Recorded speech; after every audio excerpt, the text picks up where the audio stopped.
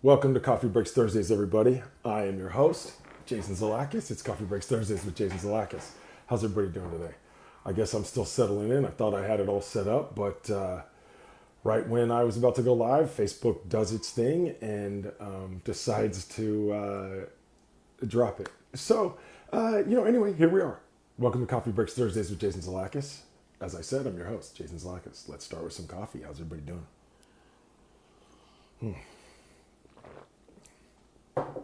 Awesome. So we're getting started today. Let's get right to it. I have quite a bit to talk about. I got fired this week. You know what I mean? It is what it is. I'm the guy. I keep it most real on this show. I can't come in here week after week, and I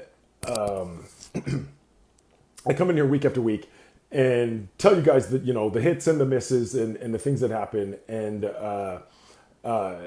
it is what it is. And this week, I guess was a miss for me.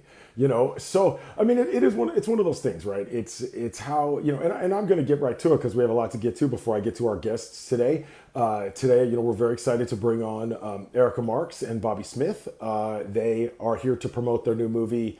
Oh my God! Spread pigs to the slaughter. My goodness, I knew I was going to chop that up. Spread pigs to the slaughter. I've checked it out and I looked at it like 1,000 times, and of course I dropped the name. But before we bring them on here in a little while, we'll continue with how we always do it. My normal hits and misses of the week. Because as you guys know, I'm a working actor, and this is just how it goes. This week was.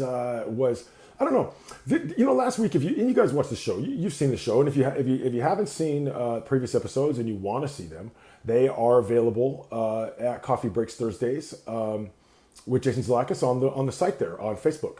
So just check out the page, and you can see all of our previous episodes. And week after week we talk about it, and like I said, I keep it pretty real on the show for you. I tell you like how it really goes, and that's why I do this show. Is it's from a working actor's perspective. Well.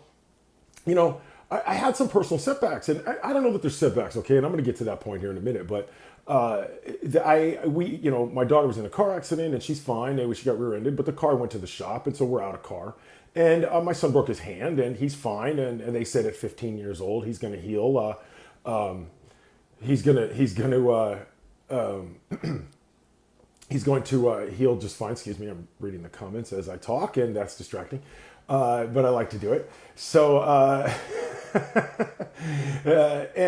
so my point is he broke his hand, and they said, at 15 years old, he'll heal just fine. They said if I'd have done it, it would have been a whole nother story. And there's that. But the point is I got a lot going on. So my agency, they send me, I've auditioned for them like a lot.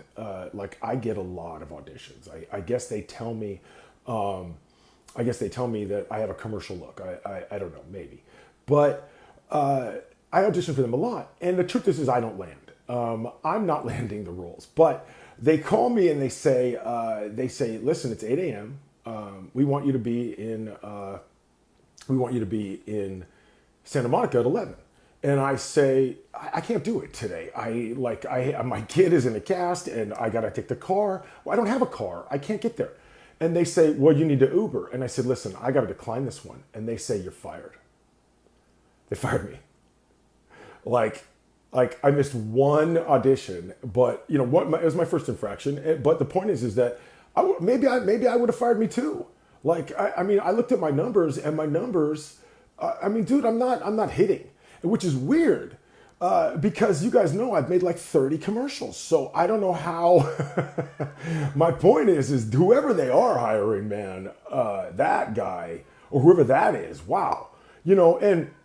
We've had James Troop on the show, and I spoke to him, and I said to him, listen, man, I'm overwhelmed, dude. And he said, well, you could choose to be, he's been on the show. This is a guy, the reason I bring him up is this guy, you've seen him in national commercials. This dude makes a ton of commercials. So you've seen him.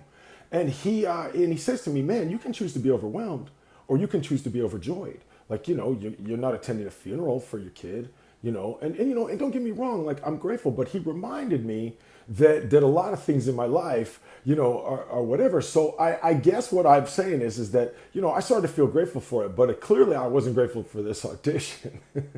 And clearly when I was talking about being overwhelmed, God said, well, guess what? Now you don't have an agency, so you don't have to worry about that. So maybe now you're less overwhelmed.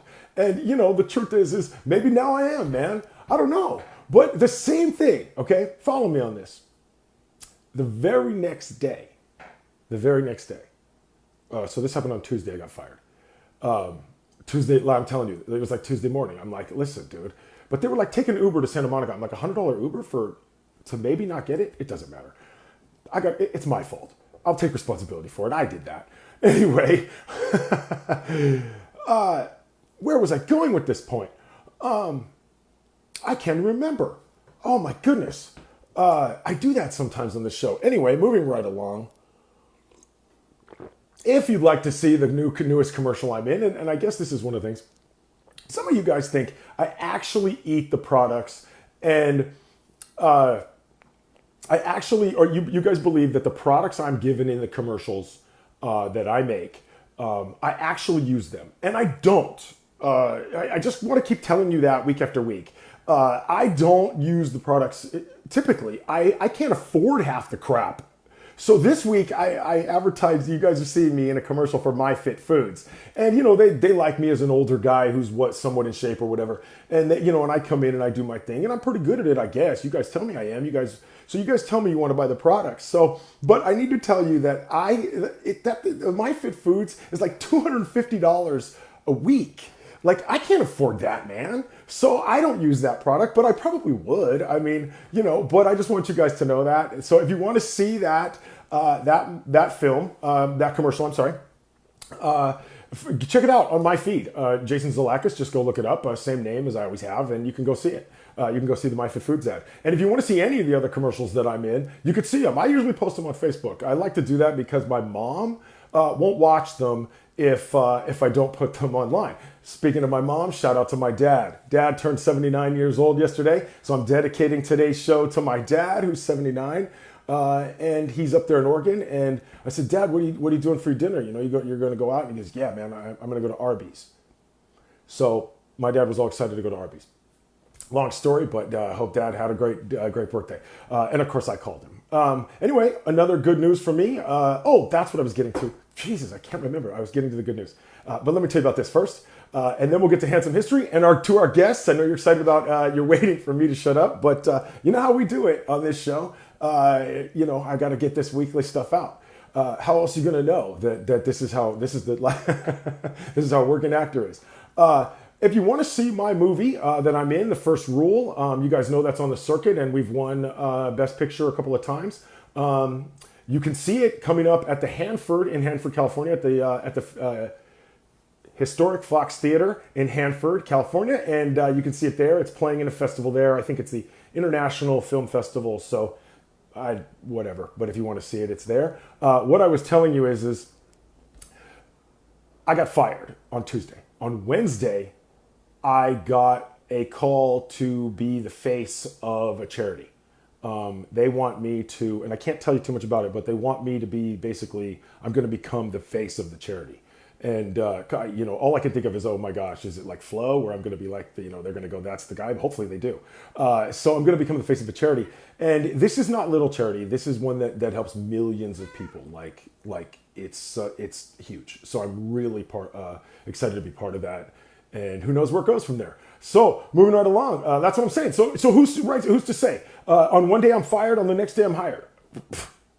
Okay, actor's life, hashtag actor's life, I guess, right? So who's to know? Anyway, moving right along, let's get to some Handsome History. And I just want to tell you, this one crawled up on my lap while we were doing it, while we're doing the show. And she's 20 years old. I have a 20-year-old cat. Just turned 20 like last week.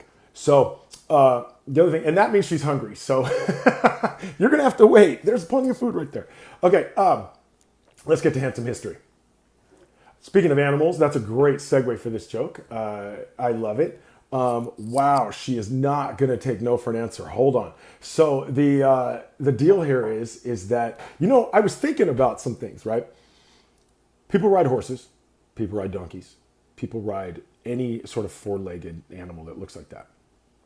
But nobody rides zebras. Do you know why no one rides zebras? You never see somebody riding a zebra. I guarantee you that the reason nobody rides zebras is because they can't be domesticated. You know, if we could have live TV, oh my God, hooked my headphones and everything. Anyway, I love live TV. That's why I do this live, is because of those moments. But anyway, my point is that nobody rides zebras. And the reason nobody rides a zebra is because they can't be domesticated. We can't like breed them to ride them. That's like not something we're able to do. And so it got me wondering about what other things. But one of the fascinating things that I think, and this is we're doing Handsome History a little differently this week, but is that dogs, they're descendants from wolves, but they've actually developed over time to make facial expressions more like people. Dogs actually have more muscles in their faces. They genetically have more muscles in their faces, so they can make expressions more like humans. So when you see dogs smiling, when you see dogs, giving expressions, they're literally doing that because they've evolved to do that. You're not just imagining a smile. They're doing it. So I thought that was fascinating. And you know what else is fascinating? A guy this week at the University of Arkansas game, there was a raccoon in the stands, only in Arkansas, and there was a live raccoon in the stands running around, and a dude went viral because he grabbed it with his hand. He picked it up with his hand, and there's a video of him like holding it out like a bad kitty. So shout out to that dude in Arkansas, and shout out to that guy who this week, before we bring on our guests, I'm very excited to get to Erika Marks and Bobby Smith. And I don't know, we're going to pick one of them. I don't know, we're going to just hit this button here and see what happens. And but shout out to that guy, Dan Gorski, who was on that most of you know him because I know him from that video, Super Size Me, that Morgan Spurlock put out, which I saw in the theater. I'm that old. And which maybe a lot of you did. But that dude who eats Big Macs, he has celebrated his 50th year of eating Big Macs. I'm not sure if that's a shout out. I don't know if that's a flex. But I could tell you on this show, I talk a lot about McDonald's. I love McDonald's. And so shout out to that guy. And that's good to him. And one more thing I wanted to tell you on Handsome History here this week. And I see Bobby is saying to take Erika first. I see how you guys want to do it. That makes a lot more sense to me. I've never had two guests on the show. So, that's a curveball for me, but we're going to go with it. You guys are doing separate interviews. That's how we're doing it. And I realize that now, which I guess that works out. So that's good. Here we go. But one more thing I want to tell you on Handsome History this week. This is a true story. And in Idiocracy, where the reason that we don't advance in medicine anymore is because they spend all their time, making penis growth pills and hair, replacement. I don't think I can do it together. I'm going to try it. We're going to see what happens. Anyway, they spend all their time making hair replacement therapy, and they don't advance in science. And you know how Idiocracy is. I saw that in the theater too. Because I'm a huge Mike Judge fan. But the truth is that it's sort of turned into a documentary, which is frightening. But at Johns Hopkins University this week, the kids there have unveiled a study to make edible tape so that they can tape burritos closed. That's a true story. That's a true story. They're spending their time making edible tape so that burritos can be held together better. And I don't know if you remember in Idiocracy, but he talks about we're out of burrito coverings. Like Idiocracy is coming true as we watch on Handsome History. Unfortunately, it's not history. Maybe it's Handsome Future. I don't know. Maybe it's not handsome. I'm not sure. Our guests right now, Coffee Breaks Thursdays with Jason Zalakis. Here we go. Okay, I only see at the moment, Erika, so I'm going to start with, and we're going to see what happens. Shout out to Warren Madden, as usual. That worked? Yes, it worked brilliantly. How are you? Hey, I'm good. How are you? Let me see what happens if I do this. I've never tried this before, so we're gonna see if it adds two people, and if Cool. it does, we're gonna see. The guest declined, so maybe I can't do it. So we might have to do it as separate, but we'll try again if he. We're gonna try again. We're gonna try again. Cool. I'm not sure All how right. it works. Anyway, while we wait for Bobby to come on, shout out to Warren Madden. I'm doing that all day. Shout out to Hi, Warren Warren. Madden. Oh my God, it's working. So That work? it worked. I did not know we could do this. This Wow. is crazy. Wow. I'm learning on Coffee Breaks Thursdays with Jason Zalakis, and that's my point of this show is to learn some shit. Am I There we on go, here? Let's learn. You're on here, man, and you're This is just like good. a director to not know how to use the camera. That's good. Does this work? How do you do Directors- The this? actors have the camera set up. You're perfectly. that's right. The actors know how to do it, and the directors like have these like, hey, so I'm ready to do my guys. Am I on? Can you hear me now? Like that's how directors are doing it. Or are you? And you're wearing Is Jessica a hat. here? Where's our AC? Where's the DP? Yeah. And, right, and directors wear hats on the show, and the actors don't. It's so Yep. funny. It's so funny what makes talent does. Yeah. Anyway, shout out for the the poor angle. Again, we were just talking about Warren Madden, so shout out to him. I don't know when you guys do the test, you get to see his angle, and it's not the best. Yeah, you know what? It was all right. It was all right. Was he rocking it this week? He usually He was is really, rocking it. I was pretty impressed. He's usually really like backlit, so it's like the ghost version of Warren Madden. Well, that's fun. Ghosts are cool. And okay, so Erica, are ghosts real? Absolutely. Do you really believe that? I 100% do believe in ghosts. I don't know what ghosts are, but I do believe in ghosts. And Bobby. it's okay if my friends come for me for hearing that. I believe in ghosts, everybody. Bobby, are ghosts real? It's for me. It's the answer is yeah, but it goes into a sci-fi territory. I believe like in quantum energy and things like that, and so I believe that the idea of ghosts is like just an element of this bigger thing that like Yep. Right. extension. Yeah, I completely agree. multidimensional. Right, because often on this show I ask that question, and usually I ask it at the end. But since we segued right into it, I have corny questions for things at the end, But anyway, so if human beings are energy, right, then theoretically they'd be released somewhere. Somewhere. I mean, So what about Ouija boards then? Are those real? It's a Very fun game. potentially, right? I'm sorry, Would you Bobby, say, go Eric, ahead. it's not a game? I think it's a game. I think it's a really fun game to play with friends. But see, the thing is I don't that think it's anytime you get minds working in unison, the effect of the Ouija board isn't so much the actual like thing from Board. Parker Brothers or whatever. Mhm. It's the idea of harmonizing energy. Yep. You know what I mean? Like harmonizing minds, harmonizing thought patterns and things like that. And so there is something there. I don't think it's, again, it goes back to the idea of Not ghosts. I don't think it's exactly so cut and dry, but I think you can Ouija without a Ouija, Yes. But I also believe in the idea of why people who are really into it and mystical and stuff, why they say, oh man, don't do it. You unlock some radical energy or something.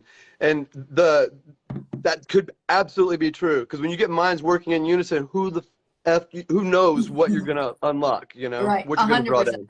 Me and Bobby Right. think very similar. Right. I've seen minds working in unison, and then it ended in storming the Capitol. So I don't know. Maybe it's not something we want. Yeah, that we don't want. We don't Right. want that. If you see a bunch of people So- showing up in pig masks, do not answer your door. Don't answer your door if they're pig masks. No. Right. absolutely. So let's talk about that because obviously that's why we're here. But I do want to talk about like 1,000 other things. It cracks me up What? anytime I hear somebody say the title for this, by the way. So I just, when people are saying the title and having a problem with it, I just sit there and I just giggle. So just so that you know, if you think about it like this, we wrote it to think that like, okay, this is one movie. It's just Spread. But Spread sounded a little too provocative by itself. Do you know what I mean? Right. Oh yeah. Hey, yeah. come see my movie. It's called Spread. Oh, really? You're doing porn now? But to help sell the idea of what was the undercurrent, we wanted to give it a subtitle, and that also leads the viewer to think maybe there's going to be more of these. And so if it's successful enough, we already do know 2 more that we would do. Okay. So you have intent then. I But guess it'll exist as a fine on its spin-off. own. If we bomb, then it's fine on its own, and we'll always love watching it as its own thing. Yes. But if somebody comes along and like, holy crap, that's really good, they need to make more of those, we will make more. nobody ever comes on, and so I really appreciate that. Nobody ever comes on and says, if we bomb.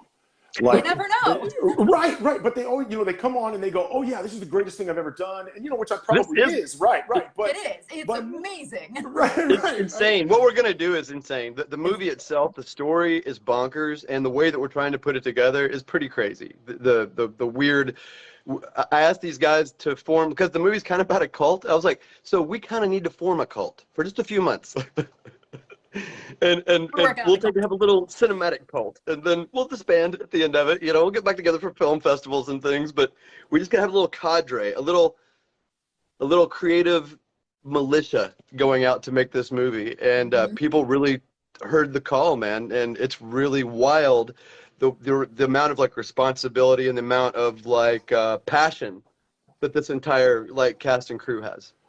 So okay, right. So let's talk about though when as actors, okay, or as filmmakers, we're taught to never. I mean, how much is that? I guess the question is like we're always taught to be on the super positive side. We're always supposed to be like man, if I'm not putting my best foot forward, why am I bothering? But at the same time, how much of it is?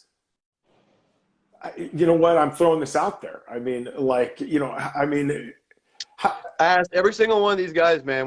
So I didn't use a casting director. I did it myself, which was insane because I basically take a month off of work.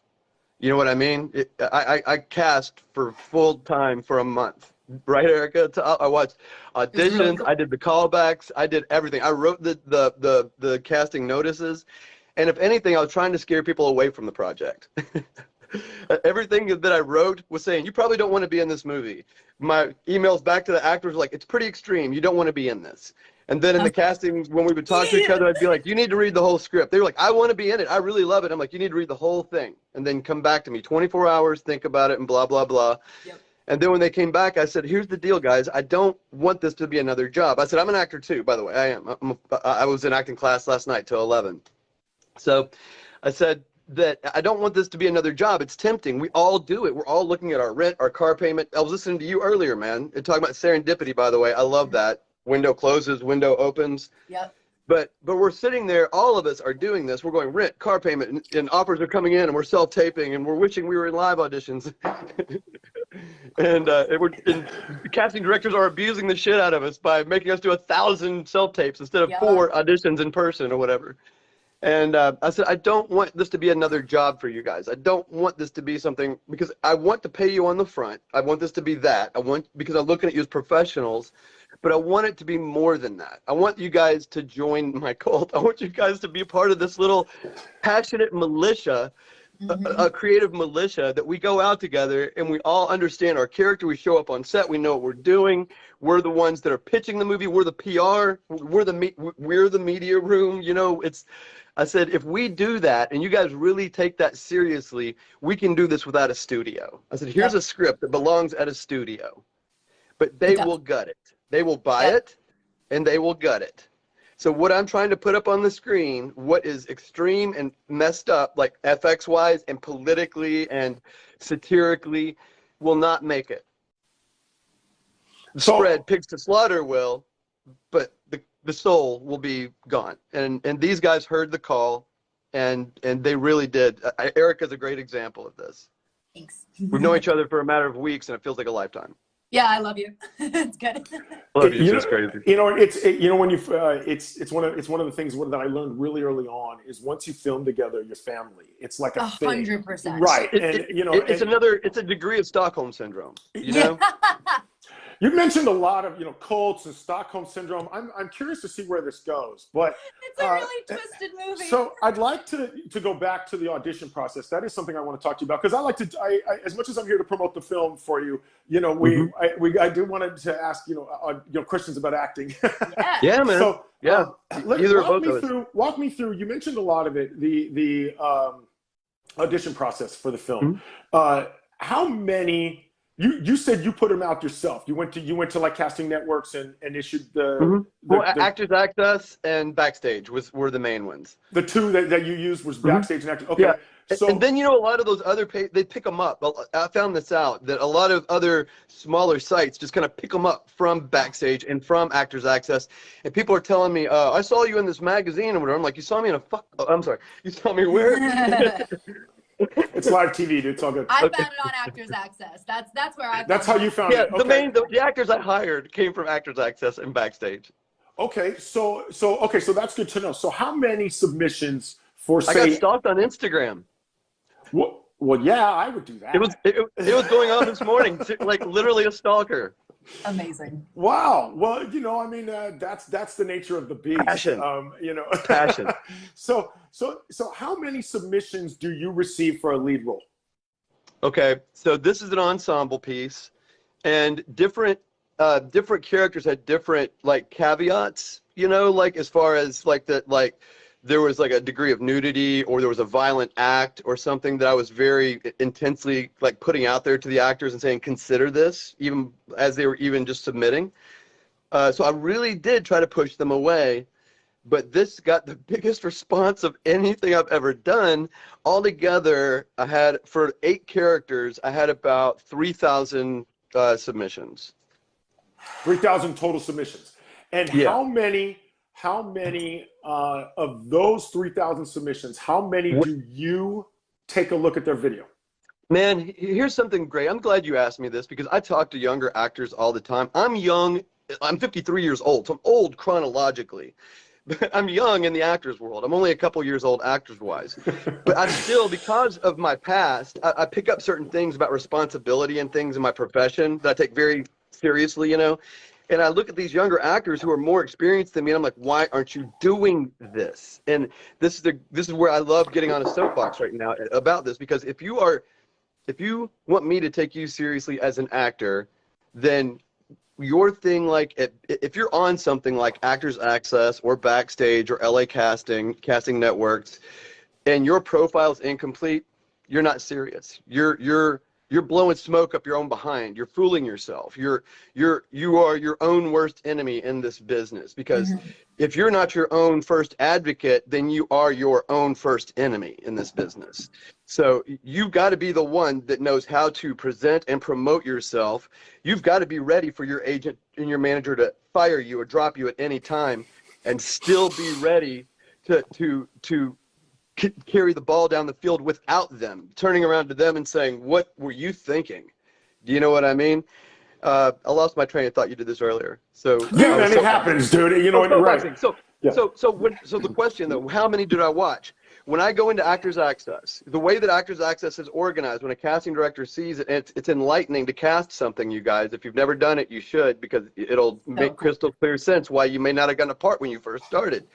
Because if you have everything done in your profile, you're at the top. So if I get 400 people submitting for the role of Flo, then those who have everything done in their profile are at the top. There's about 60, 75 on a page, or you can change that number.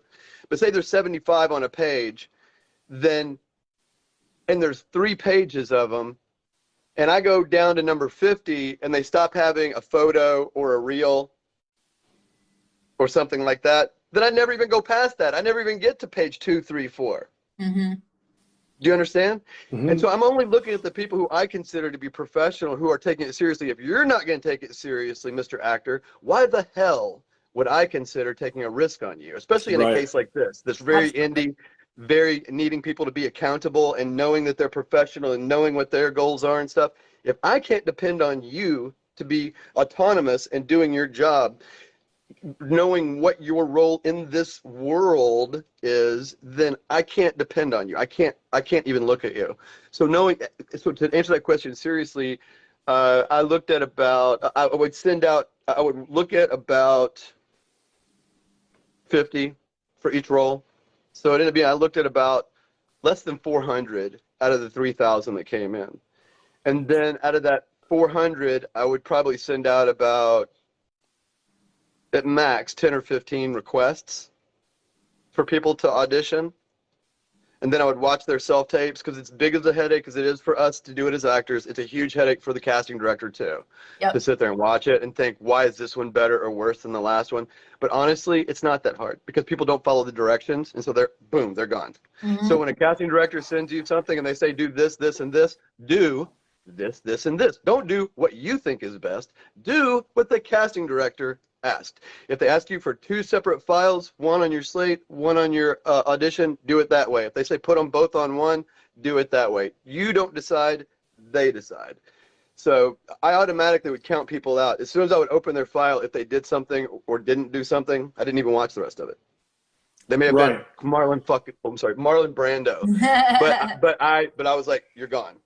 Because again, it goes back to accountability, responsibility on this set, in this small environment. Why would I do that? So it ends up getting down to about, with Flo, it came down to, I really liked about 4. Out of all the auditions that I got about 15, 16 different auditions. I only talked to 2. Wow. Oh, 2. I what? broke my backdrop during my audition. So like, This is the most awesome thing. she committed. I straight up broke my backdrop. It fell down on top of me at the end of my audition tape, and I sent that in. I was like, well, it was the best take.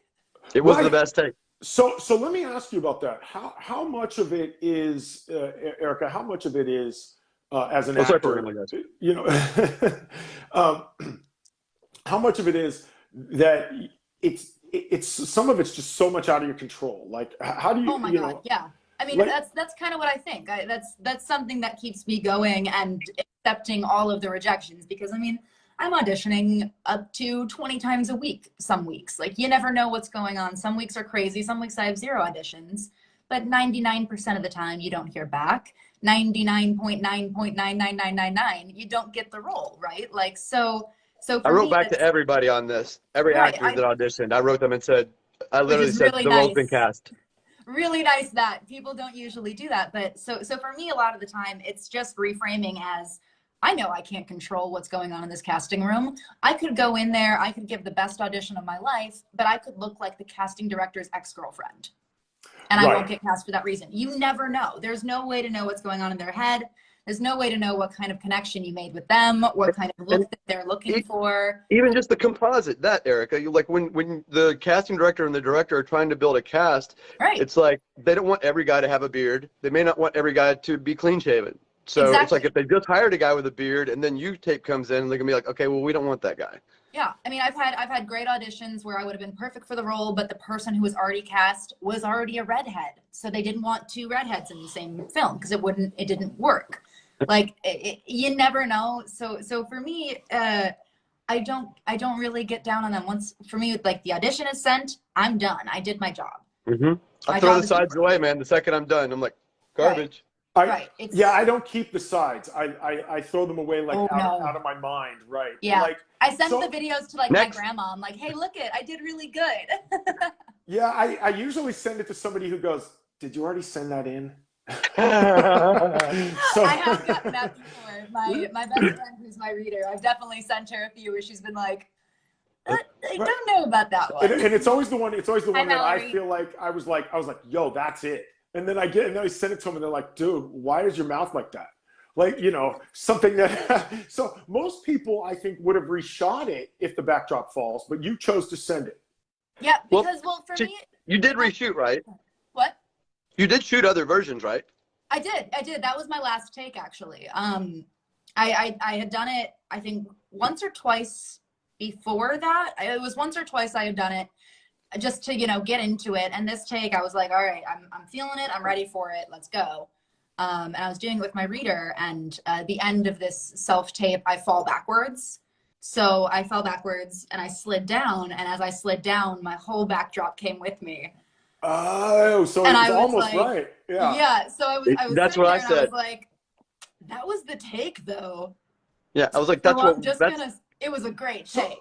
So that's all the moment. Yeah. I have a moment where, like, like a bug will fly in or the cat will make a noise, and I'll go, well, I should send it in. And then my wife will say, well, but the cat made a noise. And I go, well, do you think that's going to be distracting? Well, I don't know. So then I'll second guess myself right out of sending in that take. you Right. know, and sometimes my take is better. Sometimes I don't know. Right. You So know, we're talking about the thing from On the Waterfront or whatever with Marlon Brando that, you know, kind of changed cinema, where his acting, I forget who the girl is in that movie, but she drops her glove.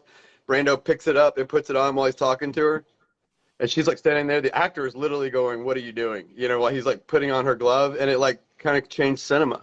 You Hmm. know, the idea of being in the moment and things like that, and not just going with what is on the page and do da Right. da da da. so Yeah. so Erica, walk us through what is your do you have a painted wall? Do you have a you said you had a backdrop, but like what is your audition? Because we all live here. You're in Chicago, but you moved to LA? I'm in LA. Yeah. Yeah. So we Yeah. I we was all in Chicago. okay, and Bobby, you're in LA? Yeah, L.A. Okay, so we all have real small places. We all have real Oh small. yeah, yeah. So I even right now this show is in my kitchen, you know, Ah, so because awesome. it's my clean wall, you know. But so show us where your audition space.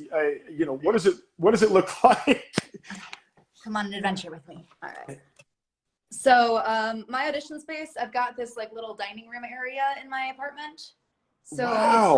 it's a big setup wall where there is more than enough room. This is what I took down. Okay.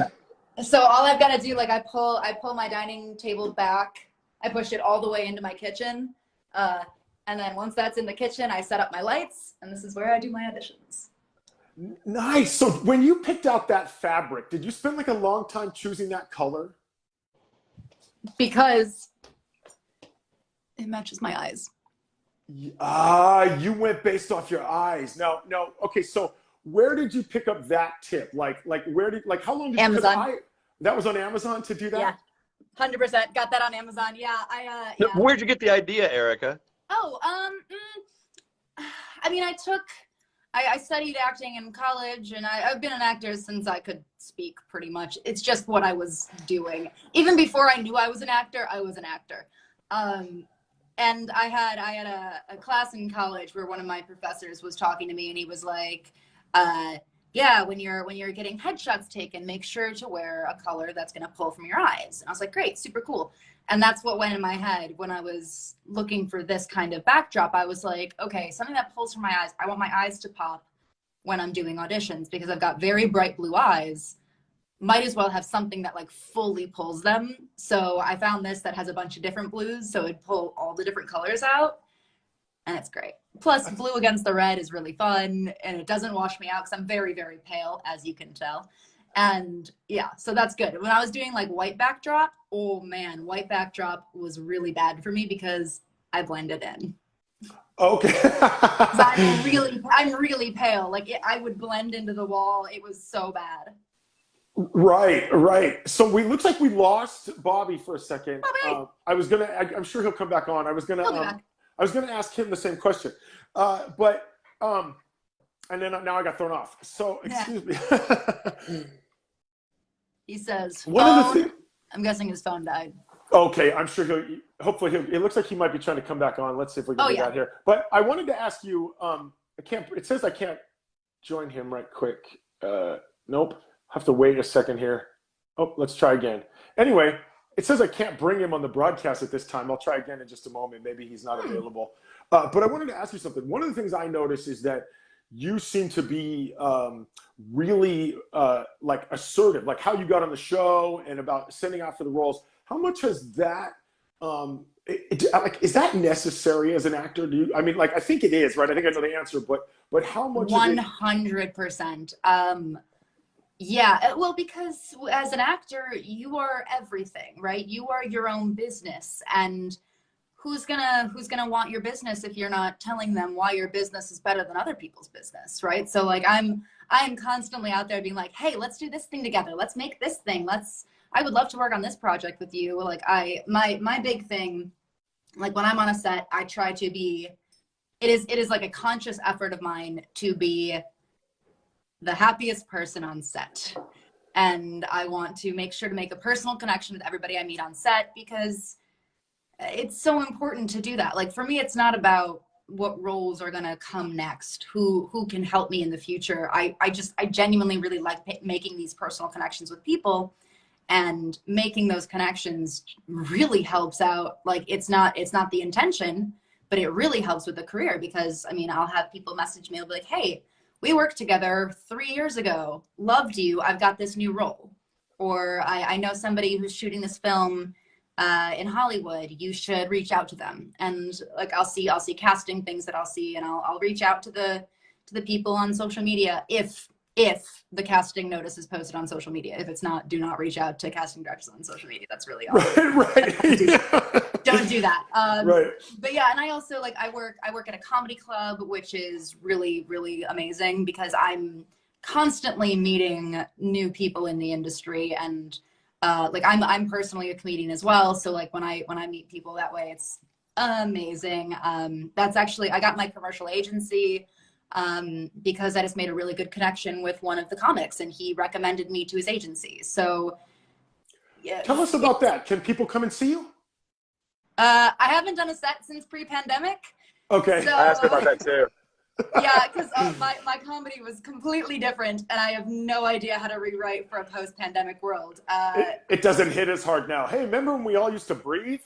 Oh. Right, remember that? That was fun. Remember when we weren't like afraid of other people? Like, Right. So great. so you're out there. Because I researched before the show. Your opinions are out there for people, and how much? Because I worry about that as an actor. I worry about potentially offending someone, or potentially coming off on the wrong political side, or potentially whatever. You know, you don't seem to worry about that. No, if for the audience, I'm very liberal, very, very liberal. And I'm very open about that. What I try to do when it comes to social media, I don't share, I'm not like posting, hey, this party sucks, this party is great, this party XYZ, these people are horrible.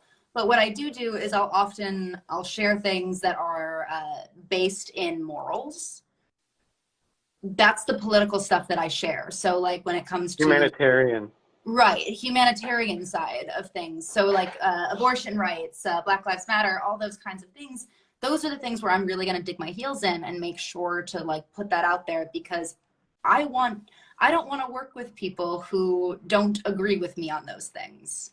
Right? Like if you disagree on Black Lives Matter, I really don't want to work with you. Right? So for me, it's not necessarily putting me, I'm not worried about that opinion being out there, because the people I want to work with, the productions I want to be on, are usually people who would agree on that. And I'm literally and I go with the humanitarian side as well. So it's never like political basis. It's I'm a humanitarian. These are the things I care about. And I did notice that. You weren't like yay one side or the other. But, right. Yeah. No, I did notice that. Yeah. So I cultivate that just to be, because I've worked with people on both sides. I've worked on a lot of productions where they're more conservatively led, or but for me, it's I care. It's the basic, as Kurt just commented. Yeah, it's the basic human rights. For me, that is something where I am not ever willing to concede. Right. Basic human rights. So that's on my social media. I'm very open about what I care about when it comes to basic human rights. Right. Bobby, you were going to say something. Oh, just that I was going to say that I literally, I'm using every production that I ever produce. Like I made a Western called Vengeance Turns, and actually it's 2 movies, and Spread, and a portion of like any back end royalties, should they ever make money, will always be aimed at like a perpetual donation machine that'll long outlast my life. As long as that movie is out there and making money, there will be royalties going into good causes, like to support, women in domestic violence situations, to protect women's rights on things like everything from control of their own body to other things. Things like that. That's what I want to really honestly be my legacy outside of the art itself. I feel like that it's all intertwined. I like to deliver messages in art, but not do it in a heavy-handed way, like saying this movie is about this. I like to sit there and go, here's this wild-ass story, blow people's minds, and then get them even arguing about it. You know what I mean? Especially if there's like extreme things that happen, and I want people talking about that stuff, and then serving many purposes. Right. And like now that I'm gaining this platform, for me, it's like I want to I want to be sure to use the platform, right? Now that I'm starting to gain followers, gain a platform, now that I've been out in LA, might as well use it. Use it for some good. Right. Let's talk about the Vengeance movie. You brought that up. Let's Yeah, talk about Vengeance that for Turns. a moment. Yeah, and it's kind of hard to see it, but I think you got to back it up a little bit. Directors do I? don't know how to frame things. Yeah. Yep, there we go. You have a screen on your end? Where's your monitor? Like, anyway. That big. So, are It's you called wearing the Vengeance shirt? Turns. You're And there wearing the shirt. there is actually a podcast out there. It's called Vengeance Turns Radio Show and Podcast. Because during the pandemic, I would get together with friends and we would do live readings like this over Facebook of scripts. And we read my script that I wrote 5 years ago. And then I took and combined all that like a radio show, and it's out there as a podcast now. You can find it on Spotify and stuff. If you look up Vengeance Turns on Spotify or most podcast places, and now it's a 2-volume movie. We filmed it in October of 2020. The first one's premiering in August at the 22nd annual Hollywood Reel Independent Film Festival. So one of the good ones out here, out at LA Live in August. Oh, that's cool, man. I need an invite to that. Oh, you're invited. You're invited. Sweet. Thank you. Of course. So what drove you to do a Western? Now, you were in films before this, because I think I read that Vengeance was your first film that you directed. My first feature film. I've done a whole bunch of shorts, and I've made the decision about 10 years ago to leave professional sales behind. Just because I literally had a very cliche moment where I woke up on my 40th birthday looking at the ceiling and going, you're not doing what you're supposed to be doing. This is not why you moved to LA. And I was like, you need to make the jump, and you need to do it, and do or die, you need to do it. So earlier I was hearing you say hired and fired and all that. And on a movie that I was making that is not ever going anywhere, it's just still in a can somewhere. It was the first feature I made, just not the first release. We've all been there. I was on set for that on day 9. I had asked us for 8 days. And on day 9, I got called by boss saying, where are you? And I was like, I'm on set for my movie. And he said, you need to come in right now. And I said, I can't. And so Love that. I drew a line in the sand, and I've never gone back. Right. So after the panic moment for a day of, oh my God, because I got fired from like a really good agency, so I'm like tripping, right? So, Right. And so, Well, I felt you, dude. I could feel that earlier. I could feel that, but I also felt the vindication with that next day call. You know what? I don't know, right? I really feel like I screwed up, but moving on. It is what it is, I think it's crazy that they dropped you. That's just wild to me. But they'll regret it, dude. They'll regret it. Let them regret it. Let them regret it. Thank you. Thank you. But you know what? People say to me too, like you were talking about, like the reason I don't want to make commercials. I mean, I do them because I want to eat. I like money. Right. I dig. Me too. I do it all the time. So they go, well, why are you focusing on a commercial agency anyway? So Erika, do you aim your headshots at do you have theatrical shots and commercial shots? Oh yeah. Oh, absolutely. Yeah. I depending on what I'm submitting to, I pick the headshot. I've got very commercial with the big smile, big teeth, everything. And then I've got the theatrical, which are much more dramatic, kind of like sell-in almost. They're very interesting. Yes. So do you also like frame them by like characters, like here I am as this person or that person or whoever? Yeah, so I have a good amount of like character-esque photos that I've got in my portfolios that I try to put in. And those are good. Those help. For the most part though, I read the character description. I'm like, okay, which of these headshots do I think shows the most similar to that character? Which photo would be that character? I mean, I have one that's my favorite that I pick. It's my default pick. Right. But yeah, based on character, I'll switch it up based on other characters. Like sometimes I'll submit ones that aren't like real headshots. Like I have a bunch of lifestyle photos in my portfolios, especially on my website, but Actors Access doesn't have that because I don't have $1 million to put 1 million photos on there. Right. But so the other ones I have more. Okay, so right, Actors Access is super expensive. And so do you have a slate shot on every photo? I don't do slate shots. I didn't do them. I don't understand it, if we're going to be completely honest. Like, I think I get it, but it didn't seem necessary for the extra, what was it, $40 to do the slate shot. I was like, I think I'm just gonna go with my headshots for these, and that seems to work. Right. I've heard you. You know, you have to have just for a moment here. Yeah. Yeah. You're there, Bobby. Quit moving around. Anyway, it just isn't your moment. Hold on. So No, it's my. So, Bobby, on your Actors Access, did you, after casting, did you go fix your Actors Access? Oh yeah. Oh, I'm sorry, guys. My phone froze my picture. And so I thought I was completely frozen for you guys. I thought I went through that whole thing again. Nope. Mad Oh no, scientist. we saw it. We were like, you were. I mean, the whole yeah, thing. It was yeah, lovely. it was great. Yeah, but anyway, did you went back and fixed your Actors Access after you saw what it looked like? And do you pay for the slate shot? Yeah. You do. Oh, no, okay. no, I don't. I don't. No. It doesn't I don't, seem but I have thought about necessary it. to me, the slate shot. But Right. I have thought about it. It didn't make a difference to me. That didn't make a difference because I was going to make them do a slate. Right. No, I mean, when you like on your picture, somebody can click it and then it'll go, "Hi, I'm Jason Zalakis." You know, like No, it's because it never made any difference to me as a casting director. It doesn't make any difference to me as an actor. But I may be wrong. But I could be wrong. You know. Right. I mean, I have the same. I cast a so last summer I produced a feature film in Chicago, which is actually what these pants are about. Tell us that movie. Is that tagged? Tagged, yeah. Mm-hmm. Okay. That was the film I produced last summer, and I also was the casting director for that as well. Is that available? Not yet, but it's about to be. It's dropping. It's dropping super shortly, like next.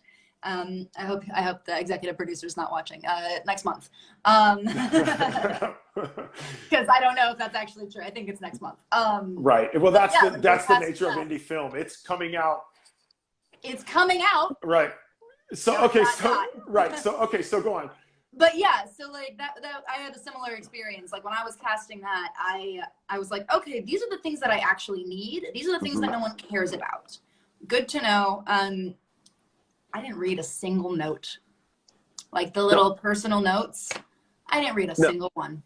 No, but what's Really? interesting was after I cast somebody, it was interesting. I would go back and I'd be like, oh shit, they wrote something really cool here. I looked at it for callbacks. Like when I was doing callbacks, I'd be like, oh, did they say they could work as a Chicago local? Oh, they did. Okay, good. I can send them this audition. That's but, like, incredible. I didn't check that at all, which is so funny because I mean, still me as an actor, I have like typed up a bunch of hey, dramatic one role, comedic one role, modeling, commercial. Like I've got like all those things typed up, and I always paste them. But I didn't read a single one when I was casting, and I know they probably don't read it. I'm still putting it in there. I always write something really personal, like, you know, hey, no. Mine is always the exact same. I know where you live. Thanks so much for looking through my materials. My name's Erika. Yes, I am vaccinated. This is my height. Right, my height, my vaccination status. Right. I'll shave. I'm available for all the days you need. Right, all the. I did end up putting, after all the casting stuff that I've done and all the stuff I've asked for, I have now like on file just my turnaround, my 360, and all this stuff. Same. So that so many people are asking for it. I don't want to keep doing it every time. So I redo it about every month or so, every month or 2 months, because if my hair is different or whatever. And do you redo that every 2 months, every month? Do you have them in different outfits? Because okay, because I have one I really like, and then I thought about, well, I should do it in other outfits, or and then I do and I don't sometimes. I kind of have a jeans and a slacks and a suit, so I've kind of got three that I alternate between. And as I do like that every 2 months or month kind of a thing, I kind of rotate through that. And generally it's based on some role that I'm at that time applying for. I'm like, hey, it's time to redo this anyway. So I'll throw the jacket down and just do the suit without the jacket, and then I'll do it with the jacket, and you know, and then I'll be like, next time if jeans come up, I'll redo my jeans one or whatever. Yeah, as a woman, mine's always in like athletic clothes because that's what they want to see. They want to see what body shape I have as a woman, so that's why I always wear athletic clothes for those. Well, I mean, in all fairness, they just had me in my underwear like a couple of days ago, and I mean, it isn't just and they so how how hard it is to get a full body, and when you're 6'4", like how hard. Dude, I'm 5'10", and I get it. I'm 5'10", and I have to put my camera all the way across the room, and then they want it to be widescreen. I'm like, no, because then you get all this other shit. I do mine portrait, and I just edit it into. I've got black on both sides because it's not worth it. I can't get it vertical. Like I need to 100%. do it, or horizontal. 100%. I need to do it vertical. You're shooting them vertical, and then you're adding black sides to it. Cropping it. cropping it. Wow, Yep. I never do that. Mine is Yep. all with all my couch and crap and kitchen and. Yep. No, I'm Because just cropping it and I'm just want dropping it the into the backdrop, right? thing. It's not the Right. first thing they see. It's always like Exactly. down into the images. So it's not the first thing they see, because if they don't want to see vertical, I don't want to put out that image first. I want to put all the, Right. you Well, I know, always do a wide. slate. I'll do my slate, which is always going to be in her horizontal. It's going to be the Right. right way.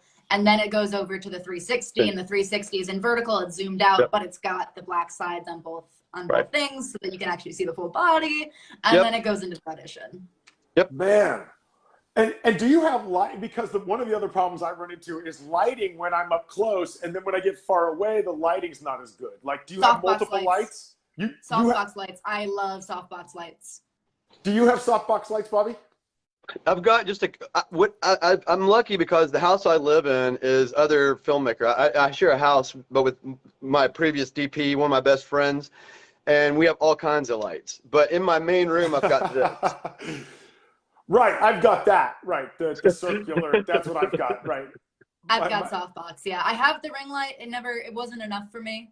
Like, it wasn't enough light. It's not enough. So I got the softbox lights, and those are amazing. They suck to take If I were down. more beautiful, I would probably want to get better light. They are wonderful. See, here right now, though, my desk has really good lighting. Like, this is just my window, but. Really? Yeah, because it's very bright. It's very actor professional. Wow. Yeah, so I have some of the kitchen coming in, and I have some of that. So before we run out of time, let's go back to spread the pigs across the boards or whatever. Spread the pigs to slaughter. Spread pigs to the slaughter. I did that on purpose that time. But let's go back to that before, because that's what brought us together today. But you mentioned that you're casting the next generation of Scream Queens. So when you're casting for that, right, so did you scream for the audition? Or do you mean that in a more of like are we talking about a Brink Stevens? What's the inspiration here? So both. I meant it in both. As in the traditional, like if you watch a slasher movie, you expect to see everybody in it screaming. And it's not just going to be the girls, it's going to be the guys too. But very much latching on to that whole idea, because it's an existing meme out there in that thought space, you know, so why not go ahead and draw on and latch on to that. Particularly like with her character and her character is histrionic, you know, so there's a lot of screaming going on with her, like whether it's because you know, they're coming to kill me, or because she's potentially going to kill them. Spoiler. So Erika, do you have a movie scream? Because you don't, I mean, obviously you don't want to blow out microphones. So I absolutely have a movie scream. You do a version, and so I don't want to give it away, because obviously we want to save it for the movie. But you did you practice that? Are you working on that? Like, is that something? And how do you do it per se without hurting yourself? Like, yeah. So for me with screaming, I took a lot of voice acting classes, and a lot of them, if you've got a good coach, they will teach you how to scream properly. If you know how to sing, it is the exact same thing as a belt. So it's using the same things. It's making sure that your throat is open so that you're not scratching it and closing anything up. But you've got to, I've got a great Scream Queen scream. It's wonderful. It's so fun. But I've been doing that scream since I was a kid. I'd be like, you guys want to hear my horror movie scream? You guys want to hear my horror movie scream? Like, literally since I was 4 years old, I was doing the horror movie scream. So it's been in my back pocket for a long time. It's come to fruition now. Yes, exactly. And I'm going to protect them as well. So that, like, when we do the takes, they will probably only do like a very minor kind of vocalization during the actual takes. Right. And then we'll record the actual screams like on some wild lines, you know, like just go ahead and get what we really want. Let her watch it real quick on the monitor and go, just now belt it out. Give me the real one, and this will be the one for the thing. Because I've worked with actors before even when they're trained and stuff, after you're on set for a whole day and you're just talking, much less screaming, I don't want to do that to them. You can hurt your vocal cords really. I did a really fun in the fall called How I Blew It. I did a really fun comedy short. It was so much fun. But I get to do a horror movie scream in that. And that one we were recording live. Luckily I only had to do it 3 times. But it was so much fun. And it ends with the scream gets cut off because a handful of cake gets shoved into my mouth. Oh, I saw that clip. The Yeah. green cake. Yeah, I saw Yeah, that the clip. green cake. That's the one. You're Yeah, it just fantastic came in out. that. I just went to go see the screening like 3 weeks ago. Absolutely hilarious. Yeah, I got to tell you, I was really impressed with your work. Like, and I watch a Thank you. lot of stuff. I was really impressed with your work, and I Me too. see it made me excited about the film. You go Cool. from a Bobby, you go from a Western to horror. You know, why?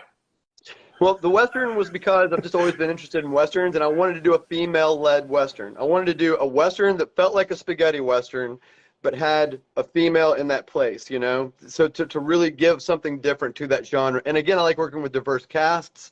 So we have a Mexican-American lead female in that. Her main companion is a young black guy. It's really a diverse cast. It's really an interesting story without being told to be as being diverse. It's just that it happens to be. And then the same thing with Spread. I wanted to tell a story with strong female characters and strong male characters, but really focusing on some strong female characters with a diverse cast. And I wanted to take the slasher genre because I'm 53 years old. I grew up with the OG of watching, you know, Halloween, Friday the 13th, and all that. And I really lost interest in it because it got to be so repetitive. They're just taking that same formula and rehashing and rehashing. And even today with like Halloween Kills and these things, they're not letting it go. You know, they're really not doing anything new with it other than like Craven and Williamson with Scream. You know, they took and Yeah. elevated it. Two killers. It's more of a thriller idea. I still feel like they were a hair too long. Agreed. But I wanted to take that, and I don't want to pat myself on the back or Kurt on the back and say that we did something like Kevin Williamson and Wes Craven did with Scream, but we did. We took the genre in a new direction, and we incorporated what we're doing right now, the idea of social media and how things spread. You know what I mean? Whether it's COVID spreading, whether it's social media, whether it's good information, bad information, hate, memes, all this is in that idea of spread, right? And then with Pigs to Slaughter, it's really two things. There's a character we created called Hamson, Hamson. If you look him up, you'll really, it's I really saw interesting. him. Yeah, I saw him. Yeah, he's cool. Hamson gave us license to say a lot of things that we weren't allowed to say personally. Do you know what I mean? He got to be the mouthpiece. And we created a character named Jeffrey Lofty Daughter that is Hamson's cartoonist. Not me, not Kurt. You know, this fictional guy created Hamson. You know, he's the one with all those opinions. So it really helped get to say what we wanted to say, but keep it kind of removed. Yep. You know what I mean? A level away so we can say the things we want to say. It gave us license, right? That's the gift of Hollywood, you know. That's been the formula, you know. Like they say, you know, Nostradamus, all his prophecies were really about his own time, and you know that there's satirical things that we get, you know, and so I think that's the theme of art. Or maybe. I agree so much, man. You know. When it is art, you know, but we do a lot of things that we include into the idea of art because they're artistically handled, but they're not really art. You know, we're talking about movies or music or whatever. Certain things just follow the formula. And sometimes they even get lucky within that and strike lightning in a bottle, even with the formula. But I do think, like, one of the things we did that's different in this is the whole idea of seeing the phone actually appear on screen, which we've seen it happen in movies and stuff. But it's a main component in this movie. So right from the beginning, it starts with a murder, and the story, the history and everything starts. People got to pay attention. It's only an hour-and-a-half movie, and so like a phone appears on screen at the beginning, and that lets viewers know that all the way through the movie, this is something they can expect. So they start seeing how characters are interacting with each other and stuff through this. And then at a certain point, the power goes out, and we lose this. And so I think that the effect will be on the viewer a lot like it is on the characters in the movie of like, ow, that kind of feels weird and unsettling now because I was used to having everything that they were talking about appearing. Now we're all in the dark. You know what I mean? Yeah. And then at the end of the movie, the power comes back on and all those phones start populating the screen because everybody that got killed, they're all self-involved, good or bad, they're all self-involved and all filming themselves when they get killed, you know? And so and trying to upload, and their phones fall, and then at the end of the movie, the power comes on, and all this starts uploading, and the killer says something, again, spoiler, he's like, now all that has to happen is this needs to spread. And all these phones are uploading, and this stuff's going everywhere. So a lot like in American Graffiti and Stand By Me at the end of the movies, where you get that update. You know, he grew up and became a senator, and he married his high school sweetheart. At the end of this movie, those phones will give you updates. Like Neat. one of the characters' names is Aishan, and he's really striking out with every girl all the way through the movie, just striking out, just overshooting. You know, every time overshooting. At the end of the movie, his phone pops up, and you see him get killed, and you see the comments underneath it, and girls are saying like, "Oh, he's so cute, you know, where's my little Muslim angel," and things like that. You know, Right. and, I love that commentary. That's like reality, you know. Mhm. Let's. We're unfortunately we're out of time, and I'm I know. fumbling my words at the end. But tell us the dates again. We'll start with Bobby. Tell us what do you have coming up? Obviously, spread. You know, but tell us like what you have coming up, like It's for you so, personally. this is what's so exciting, man, is that we have been getting a lot of attention about this movie from people like you, and I appreciate it. I think if you can't tell, I absolutely love talking about this, you know? Thank you. But we've got, we're kicking off officially, pre-production kicks off on May 26th, right here where I'm at. We have Los Ruano Gallery right here. And we're going to kick off pre-production there. I'm going to introduce the cast, just like you're doing. We're going to be broadcasting over Facebook and TikTok. Like Sarah Maliski, who plays Eileen, has like 300,000 TikTok followers and stuff. So we're going to broadcast out over that, introduce the cast, and we're launching our Indiegogo, which will basically lock in the funds to make sure that we can hire maybe some named actors for these couple day player roles. And we can give people exactly what they want to see in a slasher as far as the gore and specifically the FX and the gore in this movie. People will appreciate what they've helped us put together with that Indiegogo that launches at 6 p.m. on May 26th. And then we'll film this thing between September 5th and September 20th. And everybody who supports the Indiegogo will be able to watch it by like February of 2023. Awesome. When it goes off to film festivals, and we'll send out DVDs to all our supporters. And you can get a DVD with my face on it. Boom. Oh, Hey, check it out. I'll be putting that up this weekend on the Instagram at Spread the Movie. I'll put up the individual DVD covers, and hers, it's mind-blowingly beautiful. Thank you. Erika, what do you got coming up? I mean, obviously spread, but what else? What do you got coming up? Oh goodness, let's see. I'm shooting a really fun short in a few weeks that I'm stoked about. It's written by Robert Pate. He's quite incredible. It's a hell loop. Like it's a short film about a hell loop, but the hell loop is framed as a fundamentals of film video. I'm the devil. Ah, I believe that. So that's going to be very fun. And then right now I'm actually, I'm on the deck for this comedy pilot that I can't talk about, but there's a comedy pilot that I'm on the deck for, which is very exciting. Nice. Right on, man. That's awesome. Bobby, where can the people find you? If they want to know more about it, tell us. First of all, check out the the Instagram for the movie. It's at Spread the Movie, hashtag Spread the Movie, and then my my Instagram is at only Robert C. Smith. That's also my only thing. At Erika K Marks. Erika with a K with a K, Marks with a KS. There you go. Bobby. My website is also erikakmarks.com if you want to check that out. There's a lot of crap on there. Check out vtpresskit.com. That's Vengeance Turns. vtpresskit.com. Bobby, final words for an aspiring filmmaker who wants to come to LA and try their hand? My final word would be to start today. Start right now. Stop what you're doing and start right now, or you're not serious. I love it. Erika, what about for an actor who wants to get going? If it is the thing that brings you joy more than anything else, dive in. If it's not, pick something else.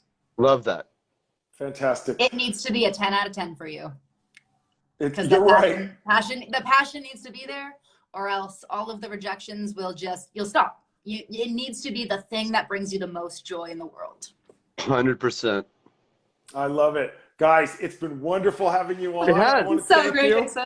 I want to thank It has. producer Warren Madden for bringing you guys to us this week. Love you, Warren. Yeah. And folks, Stay in Coffee touch, Breaks man. Thursday. Oh, absolutely. We'll definitely. Well, we live here, so We do. so folks, we'll see you next week. Coffee Breaks Thursdays with Jason Zalakis. Thanks, everybody. Thanks. Nice to meet you. Bye.